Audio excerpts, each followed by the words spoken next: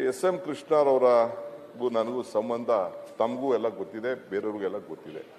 ತಂದೆ ಮಗನ ಯಾವ ರೀತಿ ಪೋಷಣೆ ಮಾಡ್ತಿದ್ರು ಅವ್ರ ಜೊತೆ ಸೇರಿದ ಮೇಲೆ ಇಲ್ಲಿವರೆಗೂ ಕೂಡ ಒಂದು 2-3 ವಿಚಾರದಲ್ಲಿ ನನಗೂ ಅವ್ರಿಗೂ ಭಿನ್ನಾಭಿಪ್ರಾಯ. ಅದನ್ನು ಏನು ಅಂತ ನಾನು ಇಲ್ಲಿ ಚರ್ಚೆ ಮಾಡೋಕ್ಕೆ ನಾನು ಹೋಗೋದಿಲ್ಲ. ಕೆಲವು ತೀರ್ಮಾನಗಳು ಮಾಡಿದ್ದು ಸರಿ ಇಲ್ಲ ಅಂತ ನಾನು ಆವತ್ತೂ ಹೇಳಿದ್ದೆ, ಇವತ್ತು ಹೇಳ್ತೀನಿ, ಮುಂದಕ್ಕೂ ಹೇಳ್ತೀನಿ.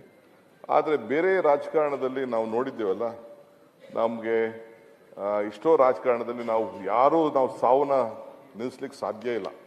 ಸಾವು ಎಲ್ಲರಿಗೂ ಬಂದೇ ಬರ್ತದೆ. ಎಂಥವರು ದೇವ್ರಿಗೂ ಬಂದಿದೆ, ಪ್ರಪಂಚದಲ್ಲಿ ಎಲ್ಲರೂ ಕೂಡ ಸಾವುಗಳು ಬಂದಿದೆ. ದೇವ್ರಿಗೂ ಕೂಡ ಸಾವನ್ನ ಇಲ್ಲದೆ ಇರ್ಲಿಕ್ಕೆ ಸಾಧ್ಯ ಇಲ್ಲ. ಎಂಥ ಕೊನೆಗೆ ಆಶೀರ್ವಾದಗಳು ಮಾಡಿದ್ರು ಕೂಡ ಸಾವೇ ಇಲ್ಲ ಅಂದ್ರೂ ಕೂಡ ಯಾರು ಸಾವು ನಿಲ್ಲಿಸಿಲ್ಲ. ಒಂದು ಕಡೆ ಬೇಕಾದಷ್ಟು ಪುರಾಣಗಳು ನಾವು ನೋಡಿದ್ದೇವೆ. ಹಂಗೆ ಇವತ್ತು ಆ ಬದುಕಿನಲ್ಲಿ ವಿವೇಕಾನಂದರು ಒಂದು ಕಡೆ ಒಂದು ಮಾತಾಡ್ತಾರೆ, ಸಾಧನೆ ಇಲ್ಲದೆ ಸತ್ತರಿಗೆ ಸಾವಿಗೆ ಅವಮಾನ, ಆದರ್ಶ ಇಲ್ಲದೆ ಬದುಕಿದರೆ ಬದುಕಿ ಅವಮಾನ ಎಂದು ಸ್ವಾಮಿ ವಿವೇಕಾನಂದರು ಹೇಳಿದರು. ಹಂಗೆ ಇವತ್ತು ಬಹಳ ಆದರ್ಶವನ್ನ ನಮಗೆಲ್ಲ ಬಿಟ್ಟು ಹೋಗಿದ್ದಾರೆ.